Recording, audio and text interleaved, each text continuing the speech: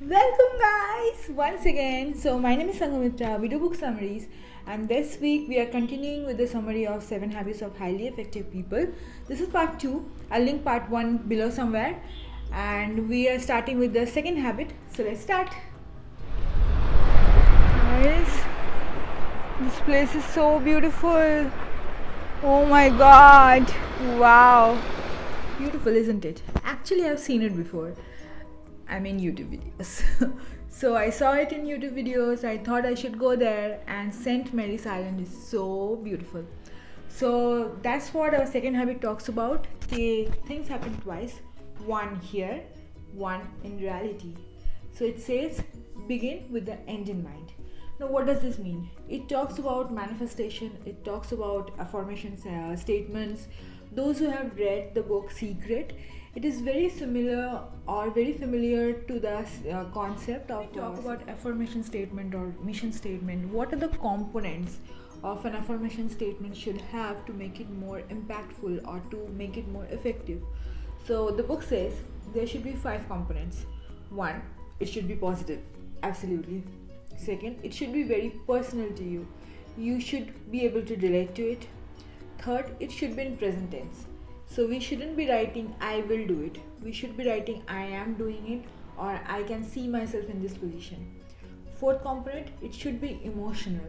There should be some kind of emotion attached to the statement. And fifth, we should be able to visualize it.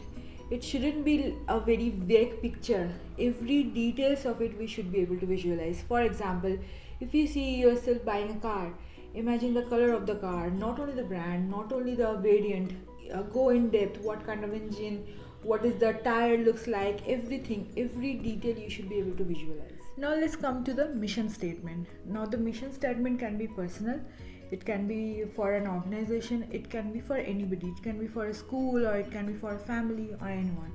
Now when we talk about mission statement, the statement should be built with a center. Maybe the center is your organization or yourself or your child, and it should have 4 direction or 4 pillars to it. These 4 pillars are security. Security means your sense of worth. Guidance. Guidance is source of your direction. Wisdom is the perspective with which you are writing the mission statement. And fourth is power, and power is capacity to act. So these 4 pillars or these 4 foundations should be very strong, and you should be having a very good clarity about all these 4 things before writing your mission statement. Now we are very different from each other. We all have our different goals in life. Some people want money, some people want to travel the world, some people want to rise corporate ladder, for some people family is everything. They want to live for their family. Now how to decide the mission statement of your life? So there are almost 10 examples given in the book that these are the mission, or these are the center of your life, or this is the purpose of your life. But it's also said that the best mission statement or the best center of your life should be principle based. When your principles are correct, and this it is connected to the 4 pillars, that is the best mission statement you can have.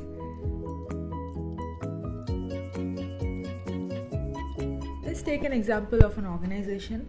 For an organization, mission statement should be very important. But if the mission statement is to gain market share or make a lot of money, then the entire organization, the values of the organization does get diluted. So an organization should always have mission statement based on their values, and all the employees should be in synergy or should be in sync with the mission statement. It shouldn't be like one department is looking forward to something and the other department is looking forward to something else completely. Then the organization will fall apart. It also gives a very good enlightenment or a very good point about what is the difference between a manager and a leader. So a manager will get into a jungle, and maybe he will scan the jungle and see what are the best possibilities or the best result he can derive out of that situation. While a leader will go to the jungle and say, no, this is a wrong jungle for us, this is not the right jungle. So that is the basic difference between a manager and a leader. Later in the book it is also stated a manager thinks from left and a leader thinks from right. So that is a very good way of summing up. And that brings us to habit number 3, put first things first. So it talks more about time management, it talks more about prioritizing. We all know the quadrant of time management: quadrant 1, which is very urgent; quadrant 2, important; 3, 4. So this book says that focus on quadrant 2, and not only just focus on the task you are doing, it also should be aligned to your vision statement or your mission statement. It should be aligned to what you want to achieve that year or in your life. It shouldn't be just daily tasks put and we just clicking that these are the important things and I've closed it. In chapter 3, the writer was talking about what are the things you should improve in your life, like independent characteristics or independent tasks we need to do. From chapter 3, it has slowly started going into interdependency or from internal to external world. So there is a concept which is mentioned in the book, that is emotional bank account. So what is emotional bank account? Every time you are having a conversation with someone, anybody, be your friend, family members, anyone, either you are making a deposit in the bank or you are taking out emotions. So what does that mean? For example, if you are in love with somebody, or if you are giving something to someone at the smallest level, that is the emotional deposit you are doing. Or maybe you had committed something and you are keeping that trust of somebody, that's a deposit in emotional bank account. Every time you are lying to someone, that is a withdrawal from that account. So there are few steps or there are few components how to do deposit in the account, and I'll just read it out. 1, understanding.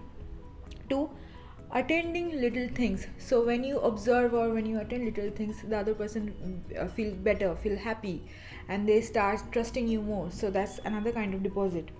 3, keeping commitments. 4, clarifying expectation. So when you are expecting something from somebody and the other person don't even know, that doesn't make sense, right? So you should clarify, this is exactly what I'm expecting from you. 4th, showering with integrity or showing integrity. So as long as you are honest to somebody, they will trust you. The moment you start manipulating or lying, obviously it's a withdrawal. Last, apologize whenever needed, whenever you feel like you have hurt or you have done a withdrawal from the emotional bank account with that person.